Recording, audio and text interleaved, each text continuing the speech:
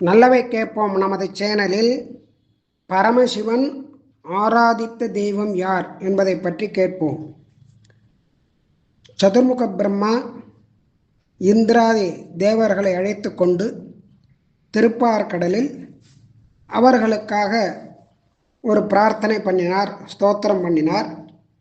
அதை பார்த்ததான தேவர்கள் நமக்காக இவர் பண்றார் என்று அவர்களும் கூட சேர்ந்து பிரத்யட்சமாக வேண்டும் அப்படின்னு சொல்லி அந்த எம்பெருமான ஸ்தோத்திரம் பண்ணினார்கள். பகவான் ஸ்தவப்பிரியன், ஸ்தோத்திரத்தை விரும்பக்கூடியவன். அதனாலேயே அவனுக்கு சகசிரநாமங்கள் உண்டு. தினமும் அந்த சகசிரநாமத்தை நாம் சொல்ல வேண்டும் என்று பெரியோர்கள் சொன்னதற்கு காரணம், அவன் ஸ்தோத்திரப்பிரியன், துதிப்பிரியன். அதனால் எத்தனை தடவை அவனுடைய திருநாமங்களை சொல்கிறோமோ அவ்வளவுக்கு அவ்வளோ அவனுக்கு சந்தோஷம் ஏற்பட்டு நமக்கு அனுகிரகம் பண்ணுறான். அப்படி அவனுடைய திருநாமங்களை சொல்லிகிட்டே இருக்க வேண்டும் அப்படிங்கிறதுக்காக தான் அந்த சகசிரநாமத்தை நித்திய சொல்லணும் அப்படின்னு சொல்லுவான். இப்படி பகவான் தேவர்கள்லாம் ராஜ்யத்துக்காகவும் ஐஸ்வர்யத்துக்காகவும் தாங்கள் நன்றாக இருக்க வேண்டும், தங்களுடைய சுகத்திற்காகவும் எம்பெருமானை நோக்கி துதி செய்கின்றனர். அதனால் பகவான் அவளுக்காக ஒரு பிரசன்னமாகி அனுகிரகம் பண்றான். ஜகாம தர்சனம் தேஷாம் மைத்ரேய பரமேஸ்வரஹ. இதை மகரிஷி பராசர மகரிஷி ரொம்ப ஆச்சரியப்படுறாராம். ஆகா, இவா இப்படி கேட்குறா, இவாளுக்காக இப்படி பிரத்யட்சமா சேவை சாதிக்கிறானே பகவான் அப்படின்னு. ஏன்னா இவாளுக்காக அப்படின்னா என்ன அர்த்தம்? தேவர்கள் ஸ்தோத்திரம் பண்ணினா அவன் பிரத்யட்சம் ஆகக்கூடாதா அப்படின்னு கேட்டா அது அர்த்தம் இல்லை. அதாவது ஆனாத செல்வத்து அறம்பயர்கள் தச்சூழ வானாலும் செல்வமும் மன்னரசும் யான் வேண்டேன். எனக்கு எந்த ஐஸ்வர்யமும் வேண்டாம், உன்னையே அறுத்தித்து வந்தேன் அப்படின்னு சொல்லி நீதான் எனக்கு வேண்டும் வந்ததான பக்தர்களுக்கு பிரசன்னமாகி அனுக்கிரகம் பண்ணக்கூடியவன். அறம், பொருள், இன்பம், வீடு, தர்மார்த்த காம மோட்சம் என்று சொல்லக்கூடியதான 4 வித புருஷார்த்தங்களிலே 4ஆவதான மோட்ச புருஷார்த்தத்தை கேட்காமல் தர்மார்த்த காமங்களை கேட்கக்கூடியதான இவர்களுக்கு தரிசனம் கொடுக்கறானேன்னு ஆச்சரியப்படுறாராம் மகரிஷி. அப்ப பகவானுடைய சௌலபியம் எப்பேற்பட்டதுன்னு அவனுடைய சௌலபியத்தை கொண்டாடுறார் இங்கே. அந்த மாதிரி மோட்சத்தை வேணும்னு கேட்காம நாங்கள் இழந்ததான ராஜ்யம் எங்களுக்கு வேண்டும் அப்படிங்கிறதுக்காக இவெல்லாம் இப்படி ஸ்தோத்திரம் பண்றா. பிரஜைகளும் மக்களும் பகவான் வேண்டும் அப்படின்னு கேட்காம சம்சாரமே தமக்கு வேண்டும்னு கேட்க அதிலே முழுகிறா. இப்படி ஆச்சரியப்படுறார். அதே மாதிரிதான் ஆழ்வாரும் ஆச்சரியப்படுறார். எத்தனை அடியரானார் கிறங்கும் நம் அரங்கனாகிய பித்தனை பெற்றும் அந்தோ பிறவியுள் பிணங்குமாறே. ரங்கநாதன் மோட்சம் கொடுக்கறதுக்காக சயனிச்சுருக்கான் ஸ்ரீரங்க க்ஷேத்திரத்திலே. இதை விட்டுட்டு எனக்கு ஐஸ்வர்யம் வேணும்னு இவெல்லாம் கேட்கறாளே அப்படின்னு சொல்லி வருத்தப்படுறார் ஆழ்வார். அதே மாதிரி தான் இங்கேயும் மகரிஷி ரொம்ப ஆச்சரியப்படுறார். உடனே அந்த தேவர்கள் முன்னால சர்வேஸ்வரன் அப்படியே பிரத்யட்சமாகி சேவை சாதிக்கிறான். அவனுடைய திருமேனியை பார்த்தோடனே திருக்கண்டேன் பொன்மேனி கண்டேன் அப்படின்னு அதிசுந்தர மூர்த்தியா, அச்சோ ஒருவர் அழகியவா அப்படிங்கிற மாதிரி அந்த அழகு சௌந்தரியமானது இவாளுக்கு ரொம்ப திக்குமுக்காட வச்சு கொடுத்தான் தேவர்களுக்கு. ஆகா, இவ்வளவு அழகா, அவனுடைய கண்ணழகு இப்படி இருக்கே அப்படின்னு கண்ணழக ரசிக்கிறாளாம். அது மாத்திரம் இல்லை, அவனுடைய திருக்கைகளை சங்கம் சக்கரம் அப்படின்னு பஞ்சாயுதங்களோட சேவை சாதிக்கிறானா. இதை பார்த்தோன்னே தேவர்களுக்கு என்ன பண்ணுறதுன்னே தெரியலையாம். முதல்ல அவன் வரணும்னு ஆசைப்பட்டு விழுந்து விழுந்து சேவிச்சாலாம், பிரணாமங்களெல்லாம் பண்ணினாலாம். இப்போ அந்த அழகை கண்ட உடனே அவள் தொடர்ந்து சேவிச்சுட்டே இருக்காளாம். அப்படி ஸ்தோத்திரம் பண்ணுறா, சேவிச்சுட்டே இருக்காளாம். அவளுக்கு திருப்தியே ஏற்படலையாம். அதான் மதுபானம் பண்ணவன் திருப்பி மதுபானம் பண்ணிகிட்டே இருப்பானா. அதான் மதுபானத்தை ஒரு தடவை பண்ணிட்டு அது வேண்டாம் அப்படின்னு விட மாட்டானா, திரும்ப திரும்ப பண்ணிகிட்டே இருப்பானா. அந்த மாதிரி இந்த அழகை பார்த்த உடனே முதல்ல விழுந்து சேவிச்சுட்டு இருந்தவா அவன் பிரத்யட்சம் முன்னால மறுபடியும் மறுபடியும் சேவிக்கணும், சேவிச்சுட்டே இருக்கலாம். பிரணம்ய பிரணதா பூர்வம், முன்னாலே வணங்கியாச்சு சேவிச்சாச்சு அப்படிங்கிறத விட்டுட்டு அவனுடைய அவயவ சோபை, அந்த அவயவங்களுடைய அழகு சௌந்தரியத்தை பார்த்து மேலே மேலே மேலே சேவிச்சுட்டே இருக்கலாம்.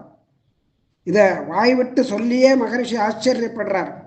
பிரணம்ய பிரணதா பூர்வம் அப்படிங்கிறார். முன்னாலே சேவிச்சுட்டா, இப்போ திரும்பியும் சேவிச்சுட்டு இருக்கா, அப்படி உருகி சேவிக்கிறாளாம். ஒரு சமயம் இமயமலை சாரல்ல பரமசிவன் வந்து பரமபுருஷனான ஸ்ரீமன் நாராயண மனசால நினைச்சுண்டு ஒரு ஆராதனத்தை பண்றார், ஒரு அர்ச்சனை பண்றார், மந்திரங்களெல்லாம் ஜபிக்கிறார், ஹோமங்கள்லாம் பண்றார். மந்திரத்தினால ஆராதிக்கிறார், ஜபம் பண்ணி ஆராதிக்கிறார், ஹோமங்கள்னால ஆராதிக்கிறார்.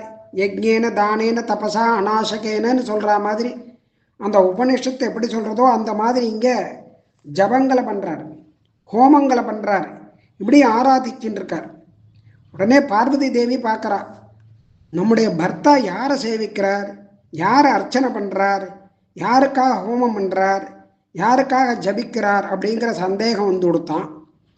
இது அவர்கிட்டே கேட்டுவிடலாம் அப்படின்னு சொல்லி, இப்படி நீர் வந்து ஜபம் ஹோமம் நமஸ்காரங்கள்லாம் பண்றீரே, அர்ச்சிக்கிறீரே, யாரை அர்ச்சிக்கிறீர்கள், தங்களிடம் மேம்பட்டவரான ஒருவர் இருக்கிறாரா அப்படின்னு கேட்குறாளாம்.